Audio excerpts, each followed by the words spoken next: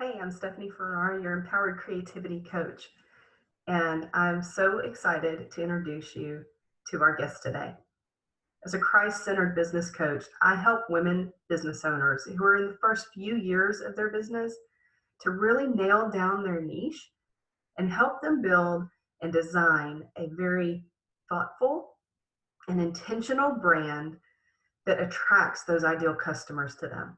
I love talking to women business owners all around me and finding out how they got into business, how they decided to take that leap and go all in for themselves. And Jessica's story is going to inspire you today. As a single mother, Jessica Miller pursued her dream and brought her business to life a couple of years ago. As a former employee of corporate America, to being a teacher with the desire to lead, she knew she was meant to help in some way. But as life hit, she chose to cast all fear aside and go for it. Take a major leap of faith. She's the owner of Trusted Cleaning. And through her passion for cleaning, she takes care of her clients from the heart to the home, office, or wherever they are at. Thank you, Jessica, so much for joining us today. As I mentioned in your intro, you didn't start out in the cleaning business. You had a few jobs before that. So can you give us a little bit of background about you and kind of where you began and in your progression to where you are now? Yes, and thank you for having me. What's funny is I started out cleaning in college. So to put myself through college, I was working a job and made like $7 an hour, and I was like, this is crazy. So I just started to market myself and start to clean. So fast forward to graduating from Mueller. I graduated with my bachelor's of business administration with an emphasis on general management. And then I just decided to go basically leave my clients and, go into corporate America. So I was like, this will be good for me. This is what I got my degree for. And so my first job out of college, I was a criminal and juvenile clerk at the head DPA's office downtown Little Rock. So I did court runs, pen orders, things like that. Went and had to go over to the court and speak to judges and just handle all the documentation for lawyers. And so from there, I had multiple jobs, such as a business analyst, and then I decided to be a teacher. So I got my teaching license and started to do that, and that's kind of led me up to this point now. So I have my bachelor's, and then I got my master's in education, and I'm a few classes away from my master's in business. But that's kind of on hold right now because of everything I have going on. But that all led me to where I am now. Those jobs led me here. So That's awesome. That's quite a trip. That's awesome, yeah. though. So along the way, I know your story has a lot of God nudges in it that moved Mhm. you from there to where you are now. Can you give us a couple of examples? Yeah, so I pray a lot. I'm very spiritual, so I grew up in church and all of that. So I resort to prayer a lot. And so I pray about everything. And it was crazy that I was praying about this and I wanted to do something to help. Like I've just always wanted to be, I've had the leader, but also the servant attitude all in one. So I want to be a leader, but I also want to serve as I lead. And I decided to go back to school, start my master's of business, and get my master's of education. So I was like, well, God, this is crazy because I'm just getting myself in more college than everything. But everything happens for a reason. I truly believe that. So I decided to do that. And as I went on, the classes that I taught, they basically led me to, where I am now. I cleaned before, but the classes that I taught were social media, which had to do a lot of marketing and advertising. It was CBA, computer business. So I had to get brushed up on Microsoft Word, PowerPoint, Excel, all of those that businesses use. I taught photography, which helps because I can take good pictures when I'm, on the job and things like that, which also ties into marketing. And I also taught coding and gaming, which was interesting because Oh, I have a little bit of background on that. So everything kind of led me to where I am. And when I quit teaching, I just was kind of lost. Like, well, what am I going to do? Because I've been teaching and I thought I prayed about this. This is what I'm supposed to be the rest of my life, a teacher. And so I decided I had moved away for about an hour away and taught somewhere else. And then I came back. So when I came back, I got a job at Fox 16 news station as an account executive. All of a sudden I just start having severe panic attacks, and it's just gets to be bad. So something told me, I prayed about it, and I was like, just go quit. And I'm like, no. He's like, you just go quit. And I'm like, well, then I won't have any money. Well, Right. I just walk in and I quit. So I finally, for once in my life, put my health first, and I just quit. But I was like, well, what am I going to do? So I just prayed and prayed about it. And a long story short, I basically got a leak in my apartment, and it's like he sent a flood. And I was like, why are you flooding my house right now? So what's going on? And I ended up talking to people at my apartment complex, and cleaning was brought up, and it just sparked a light bulb, like, okay, maybe this is what I'm supposed to do. So that's really, he's just kind of guided me through everything. And sometimes you just got to listen and take those steps and let them lead to the next big step, even though you don't know what's really going on. You're kind of clueless, Exactly. I totally understand that. For me, I spent probably the last 2 years that I was in my corporate job walking into the office, praying, I know that I'm here to learn something. Like, I know that this is a training ground. I know that you have something else for me. Can we just get there? Can we pass all of this? Like, I know there's something for me to learn here. And I loved my job. I was a project manager for close to 20 years in financial services and insurance industries. And I absolutely loved my job. Every day was different. And I kind of got bored if I had to do the same types of tasks every day and all of that. And so really that kind of plays into having my own business now, as I've learned how to make things happen, how to keep going, motivate myself, all those types of things. And because in my current business as business coach, every day is different. And Yeah. and so I love that your story kind of leads to, in every step of the way, you learn something that you're using now in your current business. So I know with your business right now, you are still kind of fairly early in pulling together your branding. You had mentioned that you haven't finalized your logo and things like that yet. So what have you done so far to gain credibility and gain customers, like, before the brand? Well, it was a little challenging at first, but really once you get out there and get word of mouth, that's really a huge deal, because when you go do a job for somebody and your work is very consistent, you're on time, you do an amazing job, they're telling somebody, they're telling more than one person.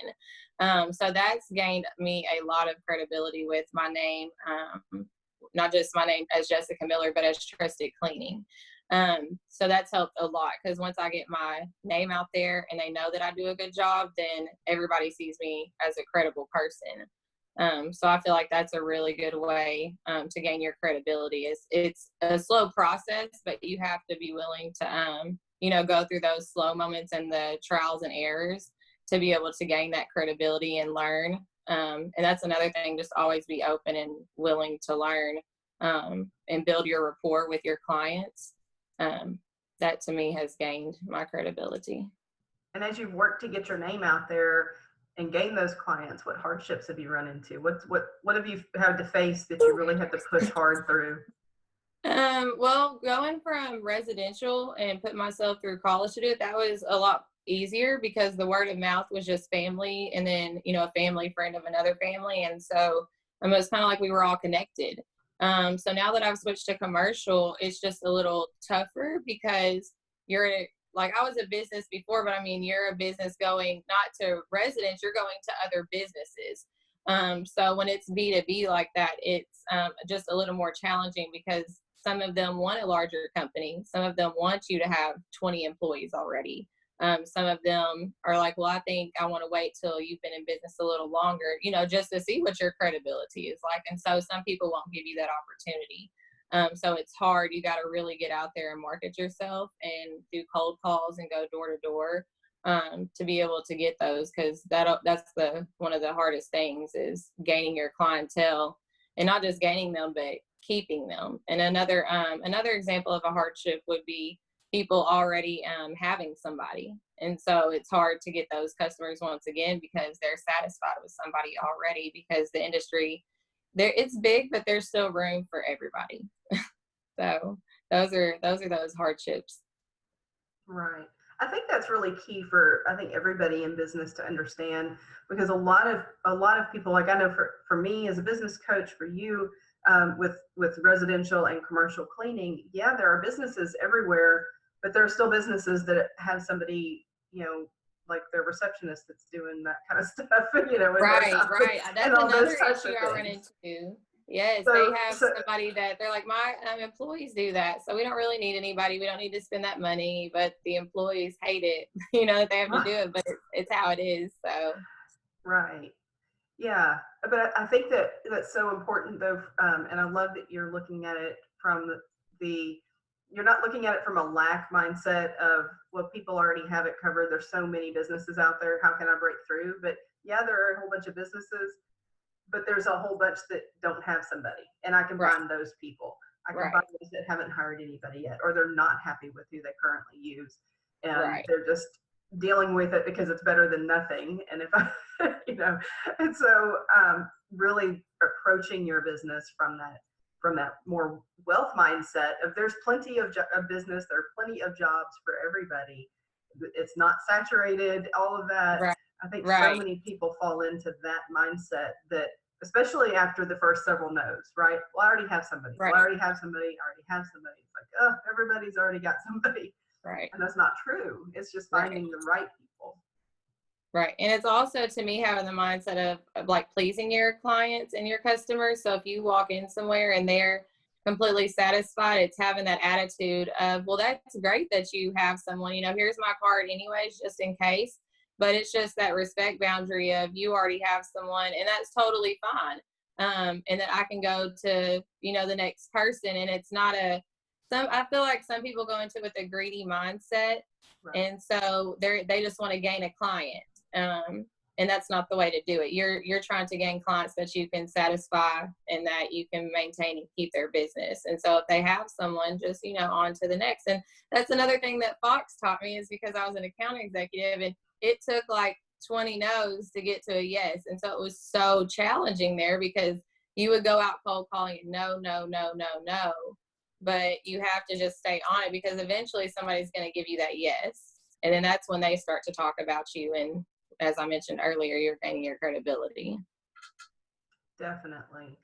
So I know I didn't prepare you for this question, but what are you doing to pull testimonies from your satisfied clients?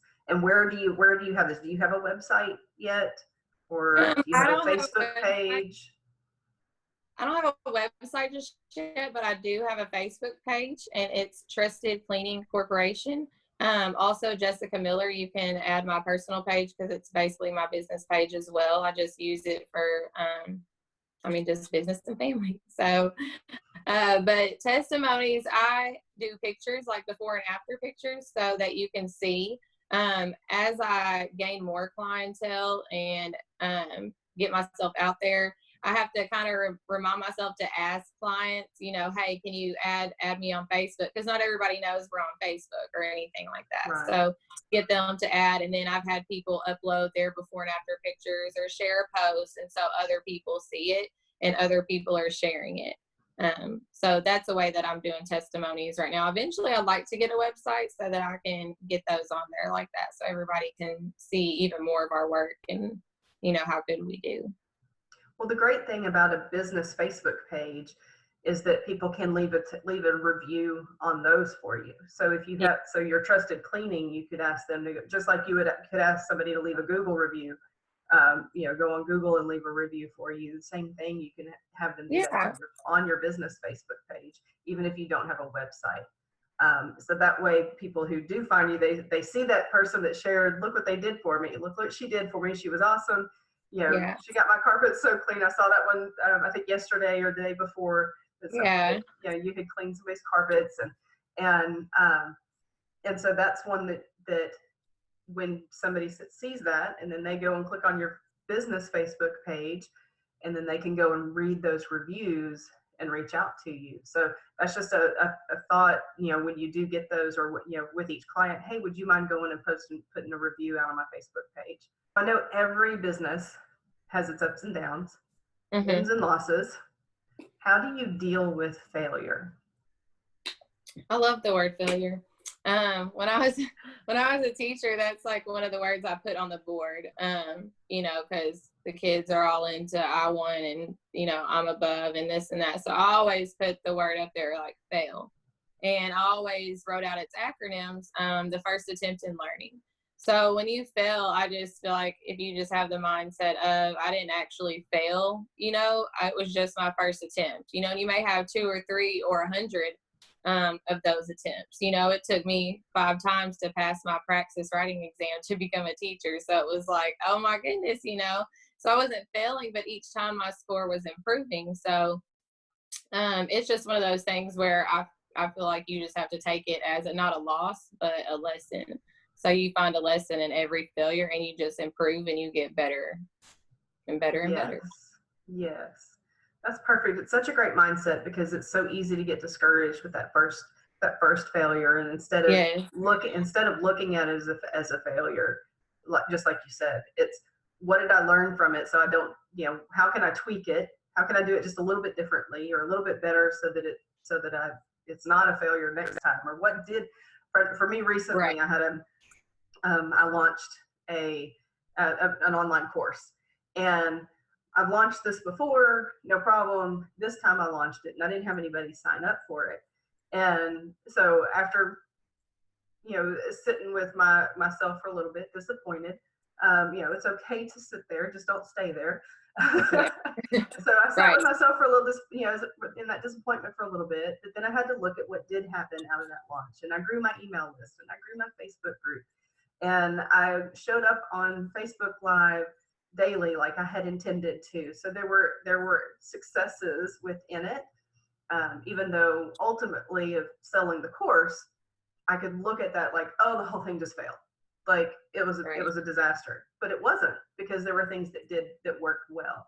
And that was one of the things that, and I can't remember if I've spoken about this on video before, but that was one of the things that when I was in that low point, that time when I was like kind of mourning that I didn't sell any of the courses in that one, as I prayed about it and I presented that to Jesus, I'm like, I did what you said and I did all the things and here's what happened and nobody bought, and I'm crying to Jesus about it.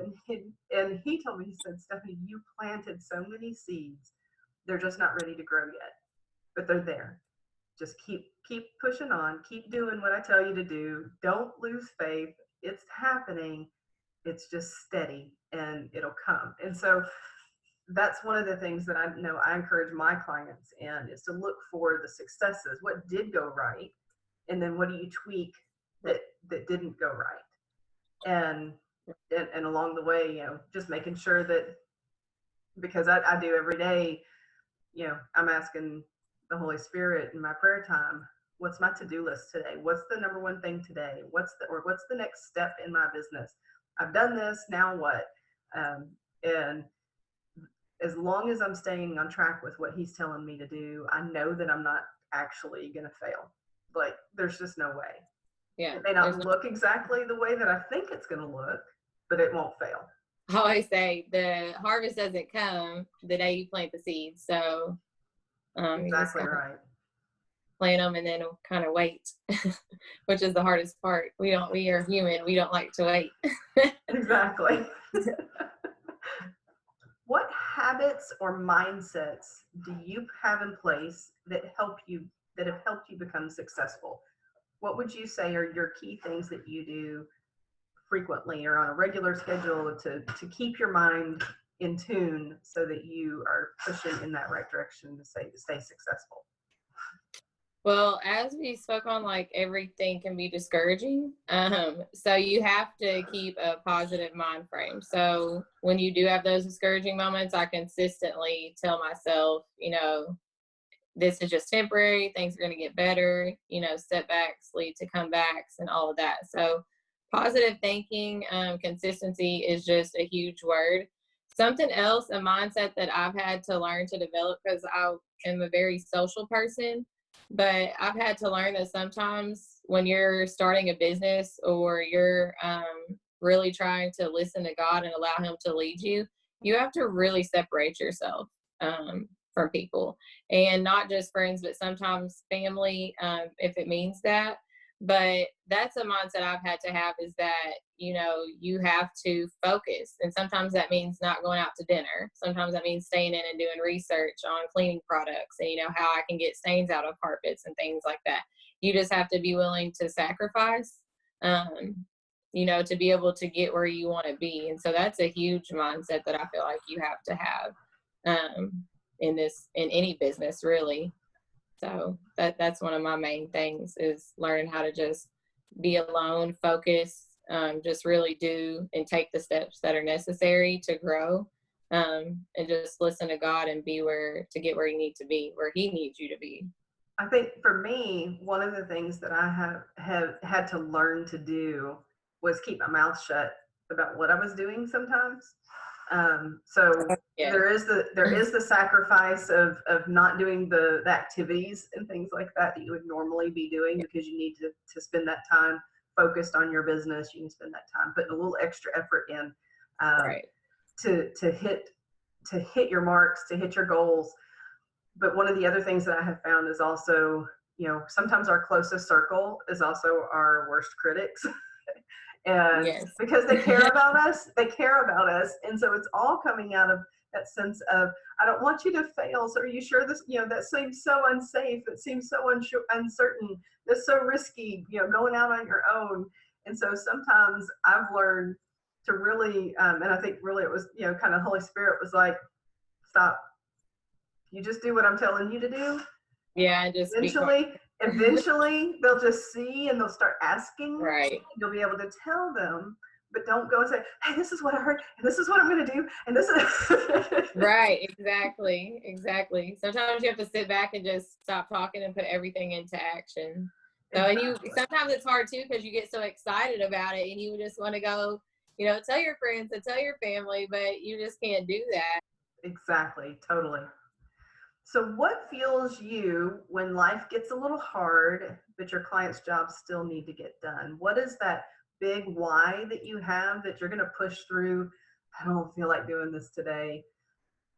Those moments when things get stressful, that your clients are still depending on you to show up. Honestly, opportunity. The fact that I prayed about this, the fact that I asked for this, the fact that I'm here doing it and that I've been given this opportunity, because this opportunity just doesn't come to many. I mean, people work for, try to start a business all the time, and a lot of the times it fails. It doesn't go as smoothly as it's gone for me, because cleaning back then, yeah, that was cool, but now it's more legitimate business. And so, just the opportunity that I get to do this is when I wake up and I'm like, oh my goodness, I don't feel good because my son goes to work with me a lot, or I have to take him to family. And so it's just a job being a single mom and owning a business. Sometimes when I don't feel like doing it, I just remember, like, well, you prayed for this, you asked for this, you have the luxury of getting up at whatever time you want,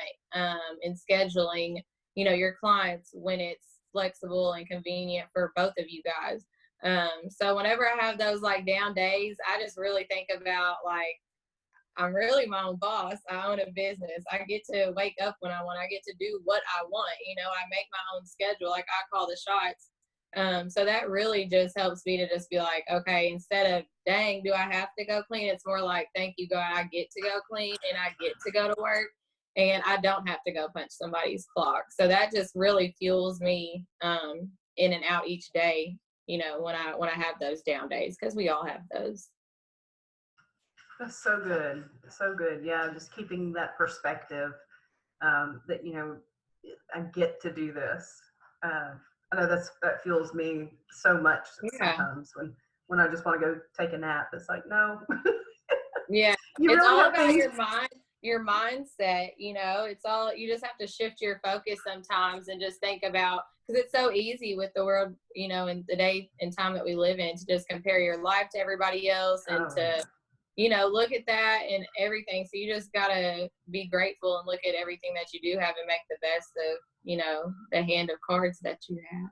so shifting gears a little bit, one of the things that I do as a business coach is help my clients to define their niche, to really pin down who their ideal client is, those people that they would love to work with every day.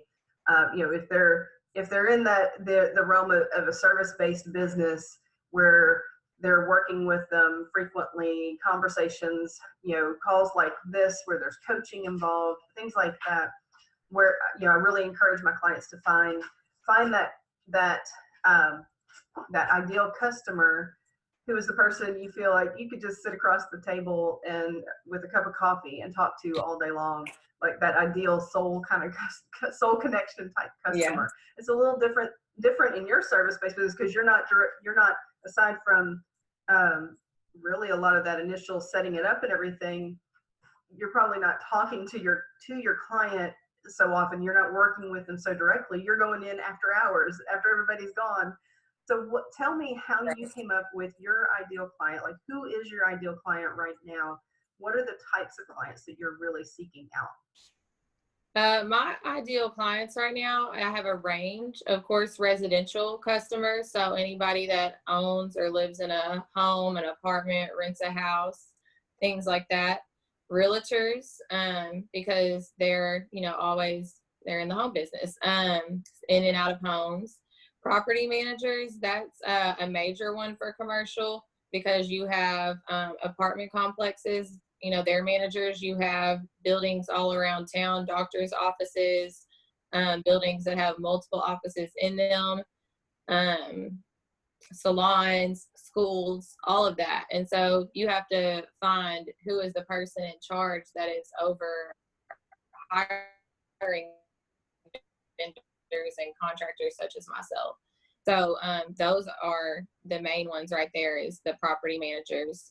Residential is very important too, because anybody that has a home, it could be if you need something random done, if you need to be scheduled, clients that have families, clients that work long hours, that travel for work and they're hardly home. So people that just have the need for someone to come in and help them, clean up and get organized, and just to fit whatever that it is that they need in their home. So throughout your story, you have weaved into it how much prayer is important to you, how much hearing God is important to you. So what does it really mean to you to let God lead? That's something that I talk about a lot. It's kind of my hashtag I use, is letting God lead. So what does letting God lead mean to you? To me, letting God lead, not necessarily that I do it all the time, because we're only human, so it's really hard to sometimes. It means just to fully let go of any fear, and casting out that fear and that anxiety, of not knowing the unknown. I think a lot of people, like I said, we're only human. So when we don't know what's to come, or he's giving us these little steps, but we don't know what the bigger picture is. And we're like, we kind of have an idea, but at the same time we don't. And so, God, is this going to work out? And he's like, can you just take this first step? And you're like, but I want to know. And when you start wanting to know, and you get away from focusing on those little steps, you're not allowing him to fully lead you to that bigger picture, when he's just saying, if you just take this baby step, and just eat this little bite, I'm going to give you more on your plate, but I can't give you more until you can trust me to take this step. And so that's really hard, because it's really hard for humans in general to put their full trust into anyone, let alone, God, because we can't see God. We have to trust in him that he's taking care of everything, and we don't know how he does it. It just happens. So that's what it means to me to let God lead, is to just fully let go and allow him to be in control, and to really talk to him and sit back and listen. You have to really focus. You can pray. I've done it before. You can pray all day long and ask for signs all day long. But if you're not listening, and if you're not doing what you're supposed to be doing, you're not going to get those, signs and those prayers answered that you need. It's just not going to happen. And then you're sitting back wondering, well, why is this happening for her, but it's not happening for me? Well, you can't worry about that. She's probably praying and doing what she's supposed to be doing. And you're over here worried about why she's got this and why yours isn't happening. But really, it's because you just can't sit down and, like we said earlier, be quiet and just take this first step and just see where it leads. It's because we're so on edge all the time. So to me, and in the Bible, it says so many times to cast out, all of your fear. Like, you shouldn't feel fearful, because it says in the Bible, if you're being fearful, you're not fully trusting God. So, and if you're not fully trusting God, that's kind of degrading to him, because he's like, I made you and I got you. So That's so beautiful. yeah. Yes. And I think what's key in there as well is that action that is dependent on us. So he will, over and over in the Bible, it says, do this, and then I will do this. Go, and then I will be with you. Put your staff in the sea, and I will part it. So there's a step that we have to take first. Right. So he tells us what to do, and then if we'll do that, like you said, then that next thing that he's promised us will happen. And we have to be totally dependent on that and faithful in that and trust in that. And it is hard. I totally understand, totally agree. Sometimes it's really hard. There have been a couple of things that I know that I have been directed to do. It's like, I don't understand why. That doesn't make any sense to me to do that, like right now. Right. But okay. But okay, I'll do it. Yeah. And some of those things I'm still waiting for. Why did we do that? Right. But I can't let that stop me from continuing to hear what's my next step and go do that. Because again, I have to just look at it as each of those things that I'm obedient in are the little things that I have to do that lead to the big thing. Being right. faithful in those little things, so that then that big promise that he has given me will happen. Right. And he's going to get you in a uncomfortable and shake you up, Totally. test you, just to see. And then when you pass those tests, you're like, oh my goodness, that's what all of this was for. And then you're like, oh, I'm so glad I listened, and so then you're like, okay, I want to listen some more so I can have more good things happen. And so if you just learn to trust, that's really all it is. Learn to consistently trust him. Right.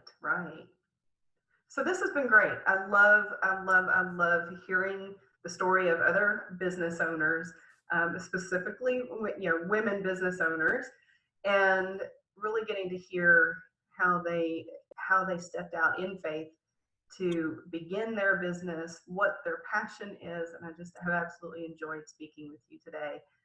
How can people connect with you, follow your business journey, or get in touch with you for a quote if they're local to the Little Rock area? They can add me on Facebook. My name is Jessica Miller. My profile picture is a picture of me and my son. And you can also add Trusted Cleaning Corporation. And that's where you can direct message me, and I can give you my phone number and we can speak if you prefer that. If you prefer to message, we can do that as well. And I can give you a rate sheet, a quote on whatever you need. Perfect. Well, thank you so much again. I really appreciate you taking the time out to join me and to let me interview and find out more about you. And hopefully someday soon we'll get to meet in person.